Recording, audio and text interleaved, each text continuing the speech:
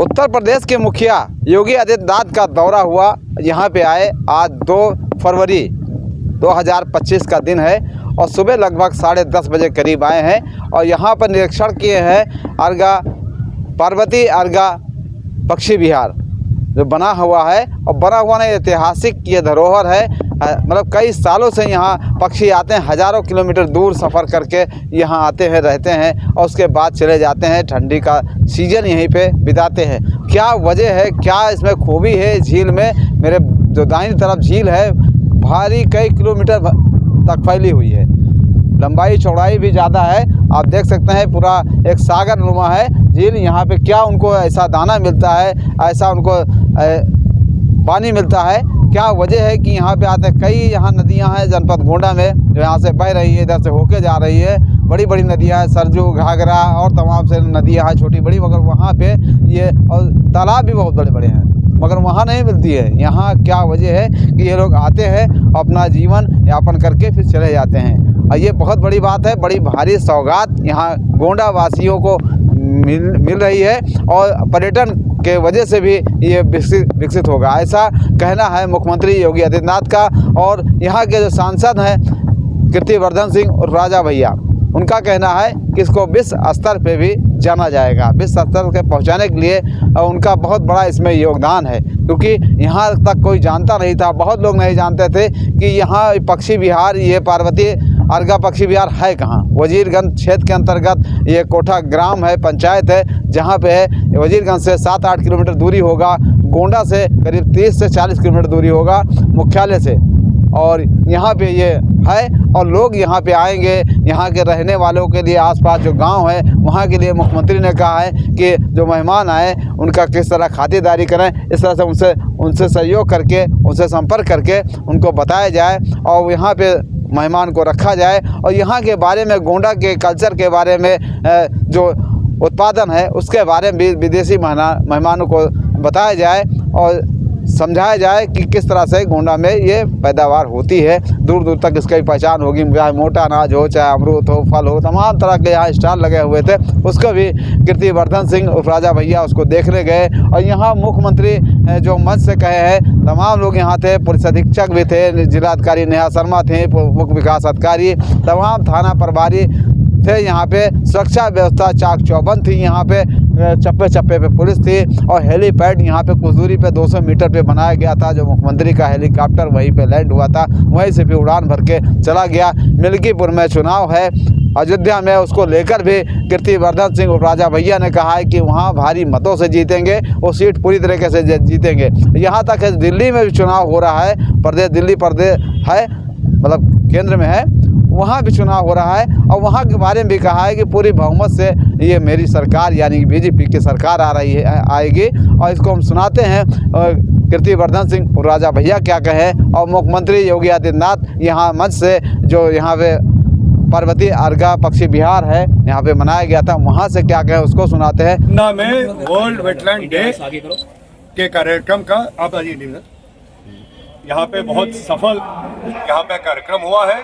इस कार्यक्रम की सफलता में सबसे पहले मैं धन्यवाद देना चाहता हूँ अपने केंद्र के और प्रदेश के फॉरेस्ट और एनवायरनमेंट के जितने हमारे अधिकारी हैं और उसके साथ साथ हमारे जिले के सारे अधिकारीगण, हमारे डीएम साहब, कमिश्नर साहब, सीडीओ साहब, एसपी साहब, इन सबको मैं धन्यवाद देता हूँ अपनी तरफ से कि इतना सफल कार्यक्रम आयोजित करने में आप लोगों की विशेष भूमिका रही है। यह कार्यक्रम, जैसा कि मैंने कहा कि आद्य भूमि के संरक्षण के लिए जो पूरे दुनिया में एक कोशिश चल रही है, उसी के लेकर यह कार्यक्रम था।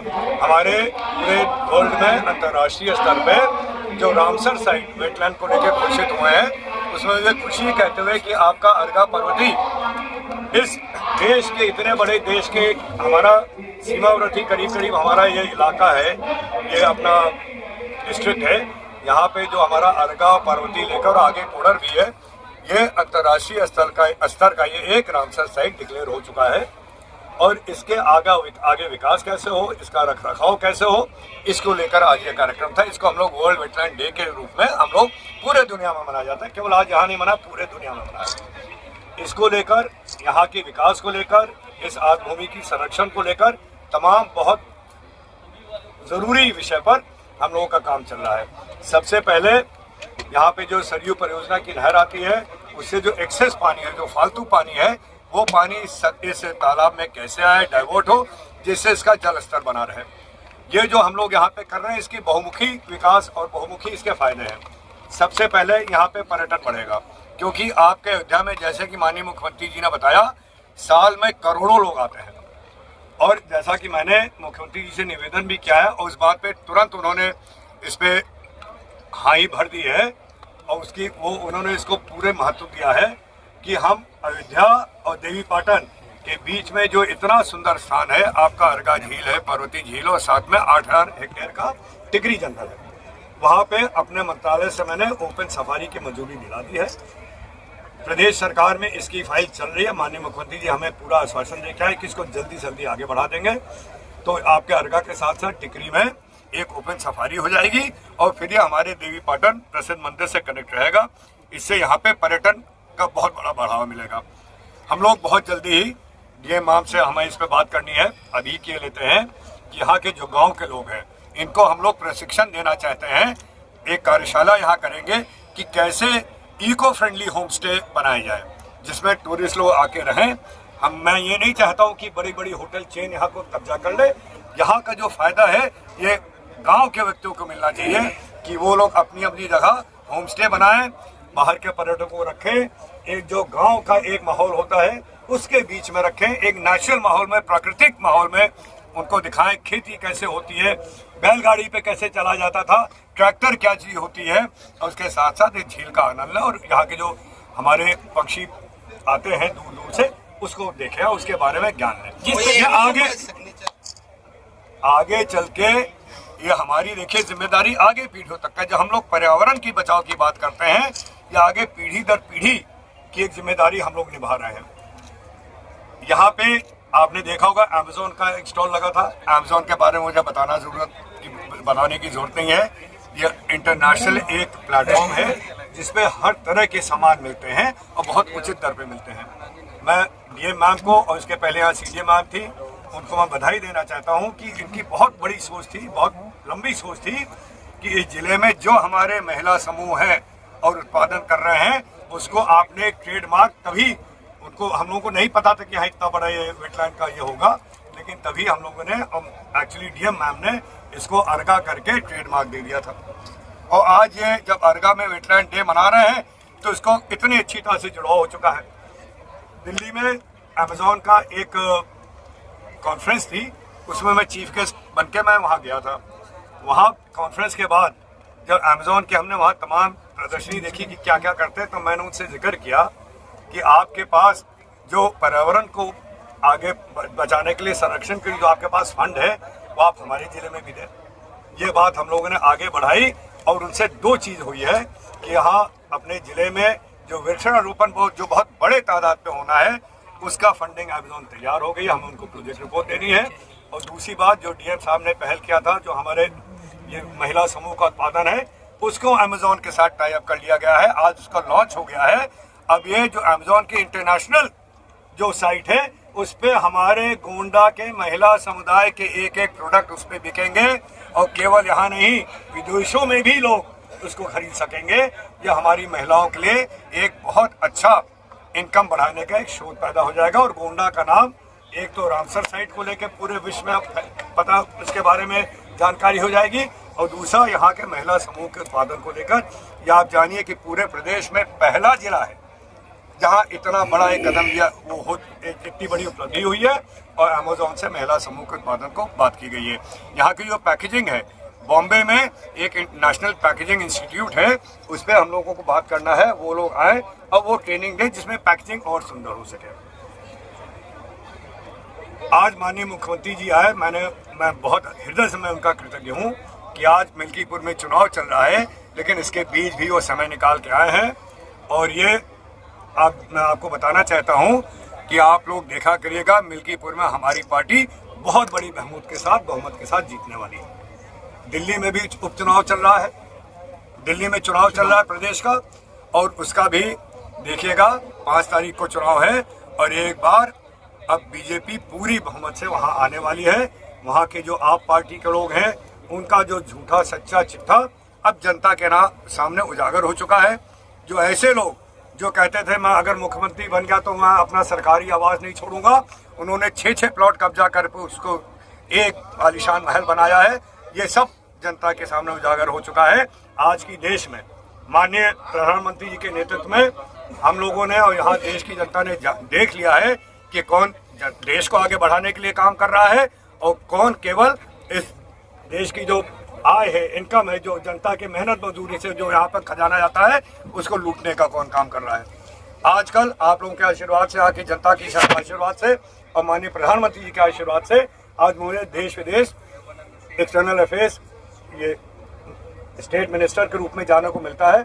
और मैं आपको बताना चाहता हूँ कि हर देश में जहाँ भी मैं जाता हूँ, चाहे वो आपके डेवलप्ड कंट्रीज हो, यूरोप के कंट्रीज हो, अफ्रीका हो, आपका मलेशिया हो, जापान तक के लोग मिले हैं और हमारे देश की बढ़ती अर्थव्यवस्था, हमारे देश में किस तरह से हम लोग इंफॉर्मेशन टेक्नोलॉजी का इस्तेमाल कर रहे हैं अपनी सरकार को एक और एफिशिएंट ढंग से चलाने के लिए, हर जगह इसकी बड़ाई होती है और हर जगह वो लोग टीम भेजने को तैयार है ये चीज़ सीखने के लिए। ये माननीय प्रधानमंत्री जी की दूरगामी सोच का नतीजा है। ये लोग हमारा payment system, digital payment system जानना चाहते हैं, क्योंकि हर साल चीन और यूनाइटेड स्टेट्स, यूएसओ को मिलाकर जितना डिजिटल पेमेंट होता है उससे ज़्यादा डिजिटल पेमेंट हमारे इस हिंदुस्तान में हो रहा है। तो आप सबको बहुत बहुत धन्यवाद। मेरा आप लोगों से निवेदन है कि जो हम लोग एक पहल किए हैं, गोंडा आप लोग जानते हैं बहुत अत्यंत पिछड़े जिले में आता था और आज माननीय मुख्यमंत्री के कार्यकाल में उनके संरक्षण में आज हम लोग गोंडा जिला और यहाँ के जो अधिकारी हैं इनके मेहनत से आज गोंडा जिला अब बहुत आगे बढ़ चुका है। अब प्रदेश में हम लोग पिछड़े नहीं हैं। यहाँ पे जिस तरह से काम हो रहा है वो सब आप लोगों के सामने है।